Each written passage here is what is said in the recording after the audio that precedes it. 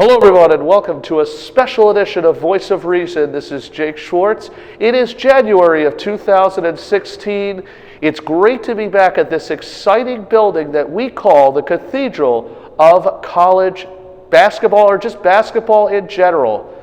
We're going to show you over the next couple of minutes just how wonderful this 89-year-old Hall of Fame building is and what its accomplishments have been. As you can see high above, the building itself, the Palestra. So let's take a look around and get to know, here at Voice of Reason, the historic Palestra, known as the Cathedral of College Basketball. Cameraman, let's go. Let's take a tour of the greatest building ever invented, the Palestra.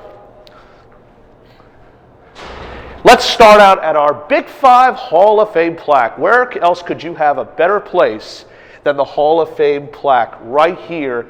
And cameraman, let's get a good shot of this, if I may say so myself. Over here you have some of the greatest names of Philadelphia sports who have graced our presence, from Fran Dunphy to Speedy Morris to John Chaney. Hank Simitowski has been in this place. Bob Vitrone, who's the original voice of the Palestra. Al Meltzer, the original play-by-play man of Big Five basketball. Let's not forget about the likes of Harry Litwack, the former Temple coach, Howard Porter, the great Villanova player, Cliff Anderson, Mike Banham, Hal Lear, Jimmy Lynam, Guy Rogers. These are just some of only some of the greatest names that have been enshrined here in the Big Five Hall of Fame. And there's still, as they say, there is still more to come. Let's walk over to the plaque, if I may, over here. Big Five, multiple MVPs. As you'll see here, we have Kerry Kittle. Some of these you might recognize from the plaques, from Rashid Bey, Shelley Pennefather, Dale Hodges, Pepe Sanchez, one of the great players ever to play at Temple. And then you, of course, see some of the big names from Paul Arizin to Bill Melkvey, Ernie Beck and Tom Gola, George Senesky. All of these men were inducted into this Hall of Fame right here at the Palestra. Step over to the other Big Five multiple MVPs, the L-Train himself, Mr. Lionel Simmons,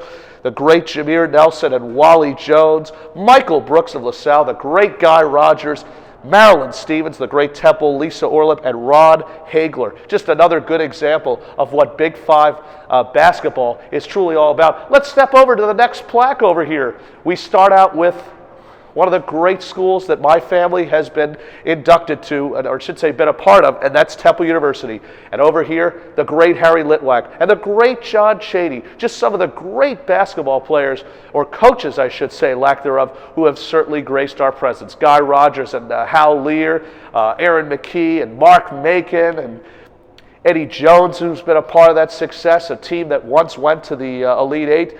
Over here, you take a nice shot of the victory that was by Temple University. We also have more plaques over here. This is for Temple only, and I want to throw this out there. It's for Temple only. We've got the now color commentator, the great Johnny Baum and Clarence Brookins, Terrence Stansbury and Aaron McKee, Ollie Johnson, Mark Macon, Bill Kennedy, Bruce Drysdale and Eddie Jones, not to mention Granger Hall, the great Hal Lear, Nate Blackwell, and the great Pepe Sanchez.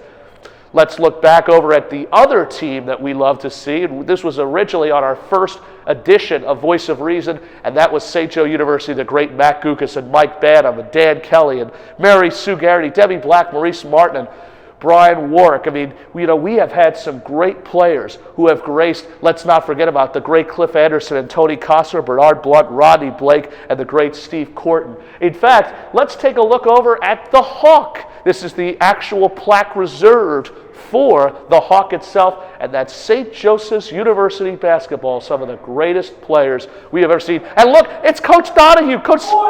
We're going to talk to him. We're going to talk to him momentarily. Steve Donahue has already showed up. Oh, this is going to be such a great day for Voice of Reason. Let's head over from St. Joe's. Let's head to the other side. Cameraman, if you will, follow me to the next event, to the next plaque that we have actually seen from Temple University to St. Joseph's. Let's look over on the other side. We start here at LaSalle University, and as you can see here, Lionel Simmons, Tommy Gola, Rasul Butler, Some of my closest friends have had the privilege of going to this wonderful school, and the 1952 NIT champions, coached by the great Ken Loeffler, Tom Gola, one of the original players on that basketball team, and there really have been, again, as mentioned, some great players. You look over at the Hall of Fame plaque of Steve Black, the great Donnie Carr, Joe Jellybean Bryant. Does that name sound familiar? That's right, folks. Joe Jellybean Bryant is the son of a man who will be retiring at the end of this season, the great Kobe Bryant, currently on the Los Angeles Lakers.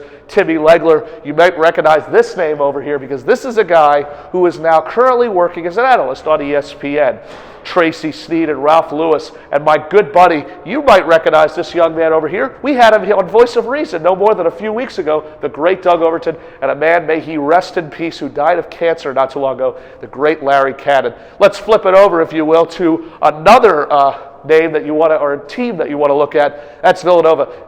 Over here, you'll look at this banner here. That is the 1985 NCAA champions. This is the only school in Big Five history who has ever won a national championship. And we got some great players who are just passing the voice by. It's so good to see you, young man. How's everything going with this young man? Some of my favorite basketball players who have come out here again today. Nice to see you, young man. How's everything going on with you? Again, a few days from now, you're headed back to playing St. Joe's. We're just taking a nice tour of history. What was the first thought that came through your mind, Mr. Antonio Woods, if I may say so myself, since I know it is you? Oh, well, actually, I'm Sean Simmons. I'm so sorry. It's Sean Simmons. It's Sean Simmons. Sean Simmons. How are you, Sean? Good to see you again. You look like Antonio Woods. I apologize about that. Sean, how are you today? I'm doing well. How are you? Now, what was your first thought when you came into this building and saw history? It was just exciting. You know, it's a lot of history all around. One of the most historic gym in the nation. Great place to play at. Yeah, a few days from now, you'll resume play and take on another Big Five rival in St. Joe's. What's the thing you're really going to focus on for the next few days? Just competing in practice, and making sure we're working on our things and come out ready to play our offense, and just come out and play hard. The Antonio Woods lookalike. It's always so good to see you, my friend. Sean Simmons, so good to see you. Have fun at practice, David. Again, let's resume with the national champions of 1985. Look over here, and just so much history that we've seen here again, as mentioned. From Randy Foy, the great Raleigh Massimino. And I can name all three of these guys, by the way, I want to throw out. You've got Gary and Dwayne McLean, and a former assistant, Mr. Ed Pinkney, and Kerry Kittles, who is on the far side. Now again, so far, folks, this is the only school in NCAA history and Big Five history who has ever won a national championship. Step this way, if you will, to the plaques of Villanova. With national champs comes great talent. The great Chris Ford, who's now working in the NBA, Tommy Inglesby, Rory Sparrow, Jimmy Huggard, the great Ed Pinkney, Hubie White, and Geezer Porter himself, may he rest in peace. Years ago, Howard Porter was a private detective in Minnesota who was killed while serving this great country.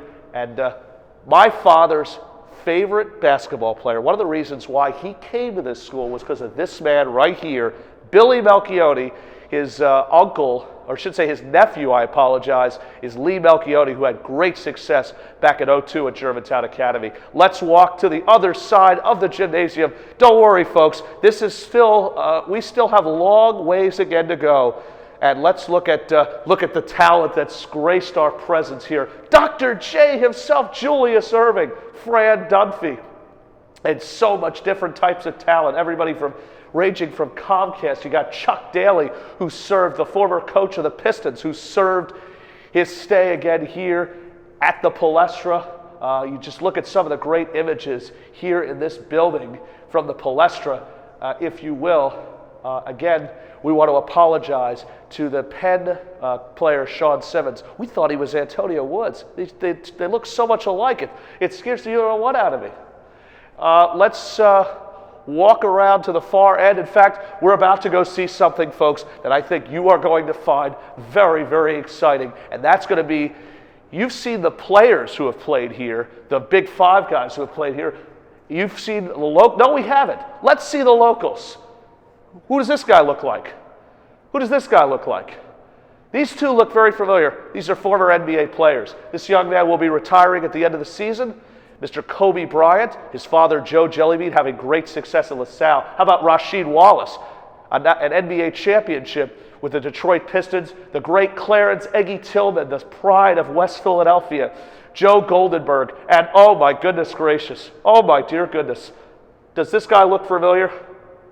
This is probably the reason why Philly basketball is what it is today. The great Earl the Pearl Monroe of John Bartram High School. Let's not forget about the great Doug Connolly of West Philadelphia, along with Hubie White, Michael Brooks of West Catholic, and Gene Banks, the pride of Duke University. Walt Hazard, Oregon. Matter of fact, this high school here, who, by the way, if anybody's interested in seeing high school basketball tonight, this team will be playing at Philly University. Back then in 1937, this Delaware school, the Salesianum Sal's, played LaSalle, and LaSalle defeats them in front of 6,000 fans. This was back before you were able to get that 8,000 or 9,000, so back then it was a really good standing room type crowd only. Brad Wanamaker. How about these two gentlemen right here? This guy look familiar? Gerald Henderson, now in the NBA. Michael Beasley, both of whom are in the NBA, both of whom played for great high schools. My buddy Wade Ellington, who was a teammate of Gerald's back then.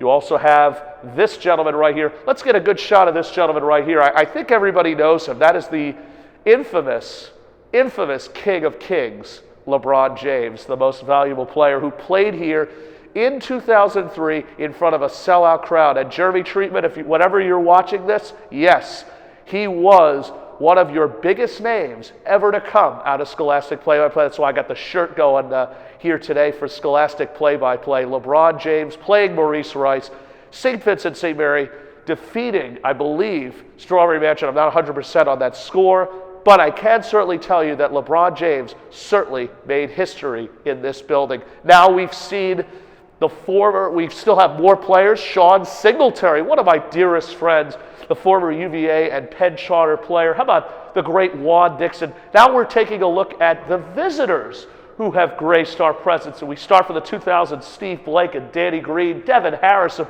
Wisconsin, Jared Dudley, and the great Eddie Griffin. May he rest in peace. This young man here was one of the original members of Scholastic Play-by-Play back in 2000. We mentioned this about a week ago on our segment with Jeremy Treatment, that Eddie Griffin played, believe it or not, if we have him here, one of these men, Jameer Nelson, at the Apollo, Roman Catholic versus Chester at Temple University's Apollo. We also have the great Tyler Hansbrough, North Carolina, Jimmy Walker of Providence. And does this guy look familiar here?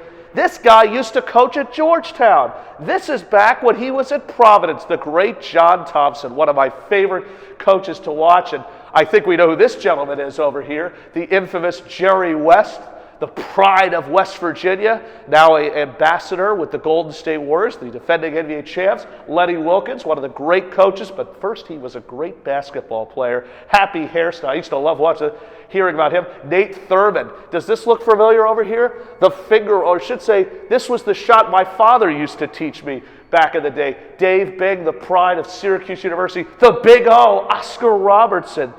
Rick Barry, one of the great shooters of Golden State. Maurice Stokes, Len Chappelle.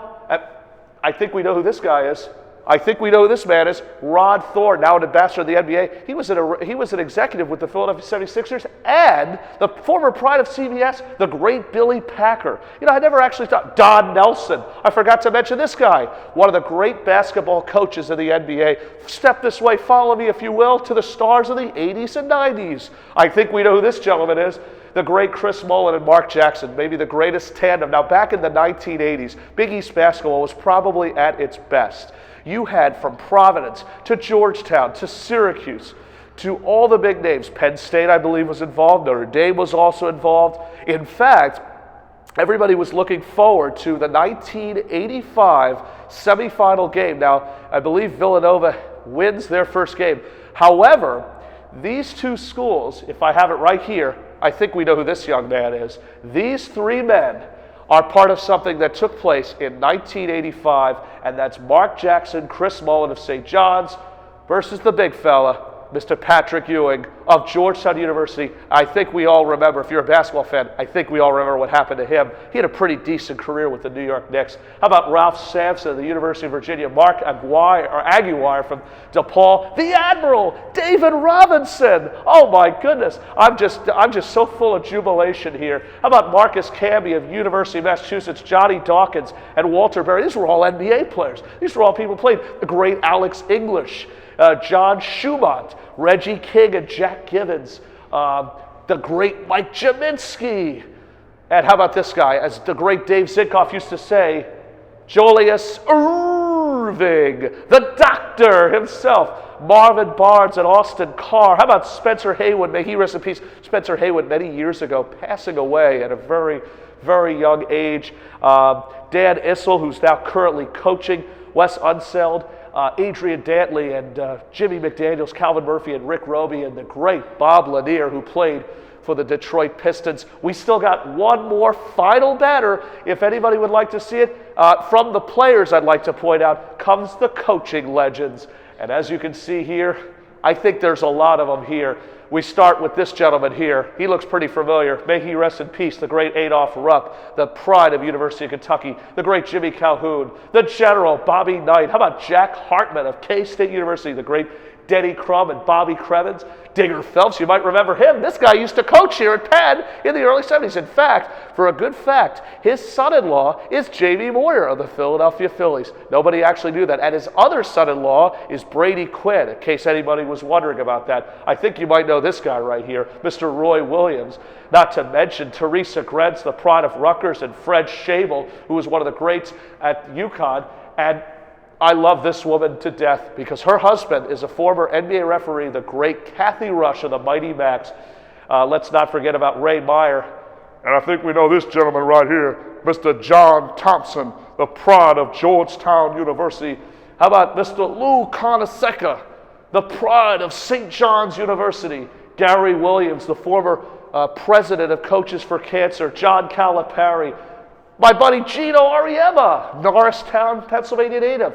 Horace McKinney, Frank McGuire. How about Al McGuire, the pride of Marquette? The great Jimmy Boeheim, Mike Krzyzewski, Rick Pitino, Dean Smith, and the pride of St. John's, and also GW, Mr. Mike Jarvis, and this gentleman who's now currently coaching for the Boston Celtics, Mr. Brad Stevens, Jamie Dixon, my good friend Thad Matta, and the pride of Chester, Bo Ryan. As you can all see here, ladies and gentlemen, what you've just seen, this is no ordinary facility. When you think about the 89 years of what this building has meant to people like us, you can certainly ask yourself why I didn't play in this building. Those who went as a fan, because you can come in as a fan, you can come in as an athlete, you can even come in as a broadcaster, and this place will leave with history forever. Let's follow down to, actually I should say we still have some more things to see here. Let's look at the journalists. Now, with great athletes and with great coaches comes the men who make this whole thing possible. They are the reason that you are able to do what you are able to do here today. Without these men here, none of this would be possible. Let's look at my good friend, Mr. Ted Solari, who just recently retired, my buddy Jack Shire, Frank Brady, who wrote for the Bulletin, and look at this guy right here. Look how good he looks at his age. Mr. Bill Conlon, may he rest in peace, was one of the great writers when the Philadelphia Daily News first came out. You see, back in the early days, this Philadelphia Daily News and Inquirer were the two most reliable sources of college basketball and Philadelphia basketball ever to hit this wonderful city. Without these men, none of this would have ever been possible. We look at Dick Girardi, and we've got my good friend, Mr. Dick Weiss. This was back when he had a little bit of a hairline, if you don't mind my saying. Dick, if you're listening to this, by the way, I'm sorry, pal. You know I love you, but I just had to say something about this. How about my buddy Joe Giuliano? And you know this guy right here, Mr. Mel Greenberg, and this young man here, Phil Jasner, rest in peace, a man who passed away from cancer no more than a few years ago. I have nothing but the greatest amount of respect. Michael Kern and the great Stan Hochman, also rest in peace. You've also got Mike Jensen and Mr. Rich Hoffman and Boop himself, Mr. Bobby Vitrone, the man who wrote for, at the time, the Bulletin. We still have more plaques. How about Hall of Fame plaques? You want plaques? I give you plaques. Al Meltzer, Dan Baker. I think we know who that gentleman is. This was the original voice of the Palestra. You look at, of course, tonight at the Palestra. Richie Ashburn, Whitey himself, Dan Baker, Johnny Baum, the great Bill Campbell, Scott Graham and Johnny Garavich, Harry Callis, the great Les Kiter, Al Meltzer, the great and the infamous Merrill Reese. How about Eddie Stefanski, Boop Vitrone, and Mr. Bill White himself? We also have, I should actually say there's more plaques as well. Let's look at some of the volleyball, wrestling, but these are just some of the names. I think that everybody can make a point. Let's go downstairs and take a look at the great building. Unfortunately, I think you're going to be, but before we do that, let's look at the Big 5 best teams. Oh, I'm so sorry. I'm just so into this building. Sometimes I just can't remember where I am. How about the Big 5 best teams? We start over here with the 1964-65. This team had a 26-3 record. The great and infamous Mr. Jack Ramsey, who had a great, successful run. Cliff Anderson and Mr. Dom DeGiulia. And you might remember some of the other big names. You've also got the 70-71 team, led by Mr. Dick Harder, was another big name to keep in mind for. Steve Bilski, who's the AD was the AD at the school, was one of the original players. Some great names. That team won the Ivy League championship that year, finished 28-1, was the Big 5 champions, ranked number 3 in the nation, the USA Today. You've got the 87 and 88 team led by this man right here, my dear friend Mr. Mark Macon, 32-2. They won the Atlantic 10, also the Big 5, and were at one time ranked number 1 in the country. Dwayne Coswell, Howie Evans, Mark Macon, Timmy Perry, and the great John Cheney was the head coach. How about 68-69? You've got, well, I think we know this name right here. Let's keep a good look on this guy and this one right here. Fran Dunphy, the former great coach here at the University of Pennsylvania. Kenny Durrett was another big name to keep in mind for. And the infamous Tommy Gola. That team won 23-1. I think we all remember this team. The only school ever to win a national championship in Big 5 history, led by Raleigh Massimino, featuring players Dwayne and Gary McLean, Eddie Pinkney, Harold Jensen, and certainly many more. Now, folks, we're going to have the privilege of going down to the building that I've had the privilege for the last close to decade or so of viewing. Where does the action? Now, you've seen the banners. You've seen who these people are. Now let's see what they did and where they did it on. Follow us downstairs to the greatest building ever invented, starting its grounds. This place opened on January 1st, 1927. Watch your head, cameraman. This could be very scary. You'll notice because, again, this is such a great walk. All right, let's look at this building right here. And this is where it is. Now, you'll have to excuse us because there is a wrestling match that's going to be taking place, I believe, this coming weekend. But as you can see here, this is where history has been made. This place is home, by the way, to one of 3 things. The University of Pennsylvania, Big 5 basketball, and in early February, we have 2 events that take place here in this beautiful building. That's the Catholic League Finals. And some of the best Catholic schools in the country have graced our presence. And whether they were, in fact, Big 5 players or not, they've still graced these hollow floors right here in this building. Now, it was redone, I believe, no more than 5-6 years ago. This place, again, as mentioned, has come and gone, but this will be, to me, the greatest building that's ever invented. And I will enjoy this place probably until the day that I die, and I could not be happier. Let's get out of these guys' way, and let's go upstairs let's go upstairs. Let's go upstairs to the first floor, as you're about to see something that has never been seen before. We've seen, again, as mentioned, all the programs and all the accomplishments that have been done. And again, you've got volleyball and wrestling that have also played here in this gym. But to us, the greatest thing ever invented is basketball. I just cannot tell you how graced I am by the presence of these fine individuals as we look. And let's get our cameraman. I'm going to head upstairs. And I'm going to actually head right over here because what you're about to see I think it's going to shock you. And cameraman, can you get a shot at some of this stuff here? Look at the banners that you have here before you. 1985 Ivy League champs. You've got Ivy League co-champions, the Ivy League, that Big Five banner, one of the great banners. And then let's look over here at some of the other banners. What am I standing in front of? Well, I'll tell you exactly what I'm standing in front of. To my left, we've got all the banners, from Villanova all the way down to Temple, St. Joe's, Penn, and LaSalle. I got to certainly say, this is certainly a wonderful type of exercise, but it's a worth it type of exercise. Folks, I've been coming to this building in the last decade or so. I've come as a fan, and I've come as a broadcaster. I've even PA announced a high school game. In fact, it was my first year, or second year, I should say, working for the Scholastic play-by-play. I had an opportunity to announce Bishop Laughlin and Merle Dobbins High School, and we had some of the best Division I talent that was on the floor back at that time. I've never been happier ever since. Again, this is a place, I've said it before and I'll say it again, January 1st, 1927. If you could ask any college coach, any high school coach, all across the country, you could ask one question: what is the greatest building you'd ever like to come to? What building is it? This building. The 89-year-old Palestra. As you can see, this is a building that has dealt with a lot of history. It's old, it's crummy, but it's home. Join us in a few moments as we're about to go one-on-one with one of my dearest friends, Mr. Steve Donahue. We want to thank everybody for taking a tour of the 89-year-old Palestra, the home of the Cathedral of College Basketball. I'm Jake Schwartz, voice of reason.